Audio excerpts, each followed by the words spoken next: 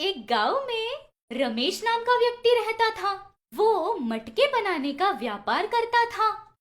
ये रमेश बहुत सालों से मटकों का व्यापार कर रहा था। गांव वालों को अगर मटका चाहिए होता तो इसी के पास से लेते। रमेश का परिवार कोई भी समस्या के बिना बहुत ही खुशी से जिंदगी गुजार रहे थे। तो उसी गांव में सुभाष नाम का आदमी रहता था। वो हमेशा बाहर घूमते हुए किसे बर्बाद करना है यही सोचता रहता। बिल्कुल अच्छा नहीं था। अगर किसी के बारे में भी दो अच्छे या मीठे शब्द बोल दो तो बिल्कुल सहन नहीं कर पाता सुभाष। गांव के लोग रमेश के बारे में अच्छी बातें कर रहे थे तब सुभाष सुनता है। कैसे भी करके रमेश की इज्जत निकालनी है, उसे बर्बाद करने के बारे में सोचता है। ऐसे सोचकर सुभाष रमेश के पास मटके खरीदने के लिए जाता है। अरे सुनो रमेश, 2 मटके चाहिए, कितना होगा? 250 रुपये होंगे जी। और आपके लिए 200 रुपये में देता हूँ, ले लीजिए। क्या है, सभी लोगों को 200 रुपये में देते हो और मुझे 500 रुपये में ही दोगे? क्यों भला इतना ज्यादा बोल रहे हो? मैं 200 रुपये में दूंगा कह रहा हूँ, तो आप ऐसा क्यों कह रहे हैं? ओह अच्छा, मुझे कुछ और सुनाई दिया था। ठीक है, दे दो, 2 दे दो। ऐसे सुभाष वो दोनों मटके लेकर थोड़ी दूरी तक चलकर जाता है।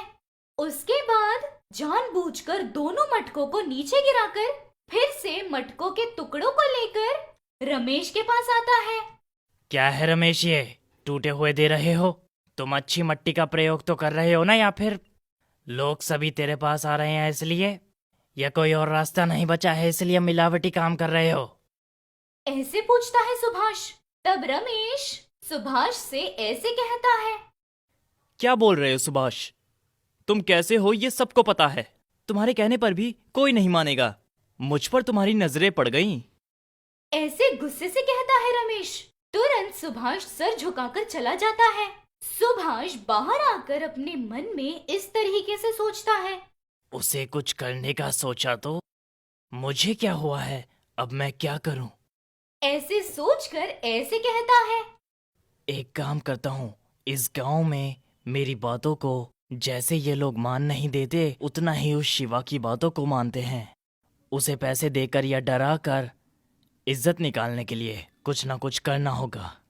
उसे बर्बाद किए बिना मेरा मन पता नहीं क्यों शांत नहीं होगा। ऐसे सुभाष सोचकर शिवा के पास जाकर ऐसे कहता है। तुम्हें क्या चाहिए बताओ, कितना चाहिए मांगो, लेकिन देखो उस रमेश की सारी इज्जत चली जानी चाहिए।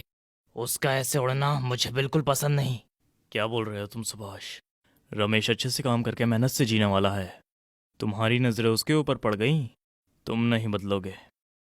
ऐसे शिवा सुभाष को डांटता है। शिवा, मैं कैसा हूँ तुझे पता है। मुझे गुस्सा आएगा तो मैं कुछ भी करूँगा। मैं जैसे कह रहा हूँ वैसे ही करो, नहीं तो बहुत आगे जाएगा तुम्हारी मर्जी। ऐसे शिवा को सुभाष डराता है। शिवा डर के मारे ठीक है कहकर रमेश के पास मटके खरीदने जाता है। कैसे हो रमेश? ऐसे शिवा रमेश से पूछता है। कितने दिनों बाद आए हो? शिवा जी आइए, क्या चाहिए? इतने समय बाद आए हैं आप, खाना खाकर ही जाइएगा। शिवा रमेश की अच्छाई को देखकर उससे छल करना पसंद न आकर डरता है। क्या हुआ शिवाजी, इतने उदास हैं? कुछ हुआ है क्या?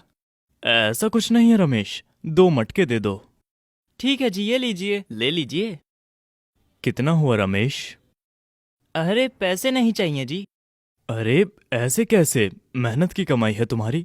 कितने भी पहचान वाले को हमारी मेहनत को ऐसे मुफ्त में नहीं दे सकते।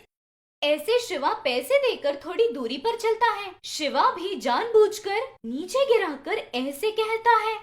क्या है रमेश, ये कल सुभाष ने सच ही कहा था। तुम्हारे मटके ऐसे क्यों फूट गए?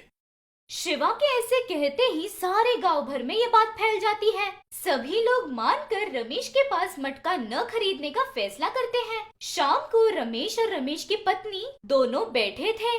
रमेश इस तरह कहता है। ऐसा क्यों हो रहा है? अब तक तो ऐसा कभी नहीं हुआ। ऐसे रमेश उदास हो रहा था। तब रमेश की पत्नी उससे ऐसे कहती है। उदास मत हो, हम कुछ न कुछ करके फिर से गांव में अच्छा नाम कमाएंगे।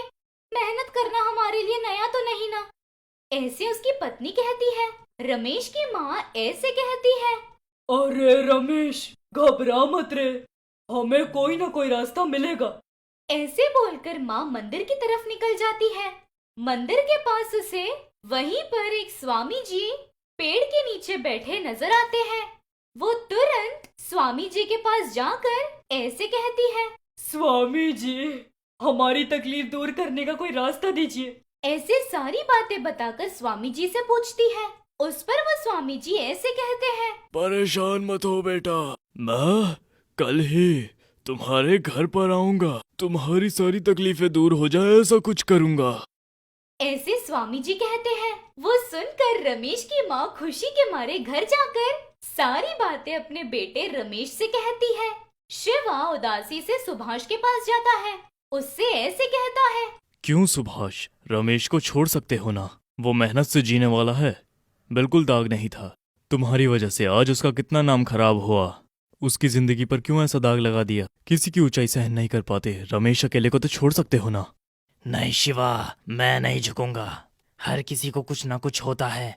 मुझे सामने वाले की ऊंचाई बिल्कुल बर्दाश्त नहीं। अगर वो मुझसे आगे चला गया तो मैं मरने के लिए भी तैयार हूँ। तुम्हारे जैसे इंसान का मरना ही बेहतर है। वो कितना उदास है ये देखने पर भी समझ नहीं आया। अभी जाकर रमेश को और गांव वालों को सबको सच बताता हूँ, चाहे मुझे कुछ भी हो जाए।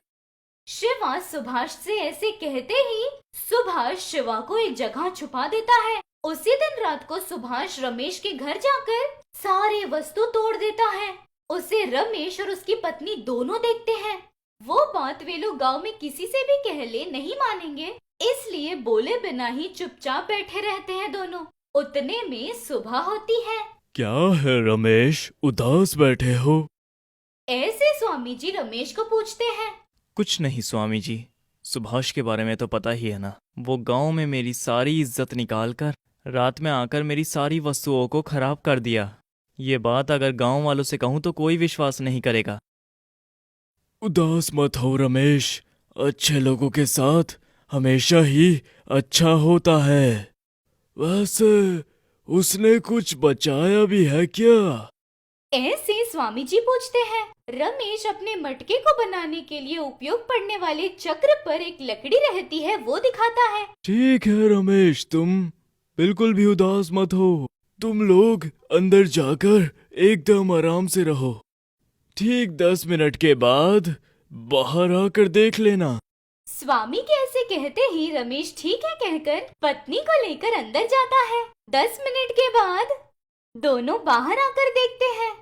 ऐसे दोनों बाहर आकर देखते ही मटका बनाने के लिए मिट्टी, सोने का पहिया वहाँ तैयार थे। रमेश आश्चर्य होकर मटका बनाने के लिए मिट्टी को ले जाकर पहिए के ऊपर रखता है। तुरंत मिट्टी मटके में बदल जाती है। वो देखकर रमेश चौंक जाता है।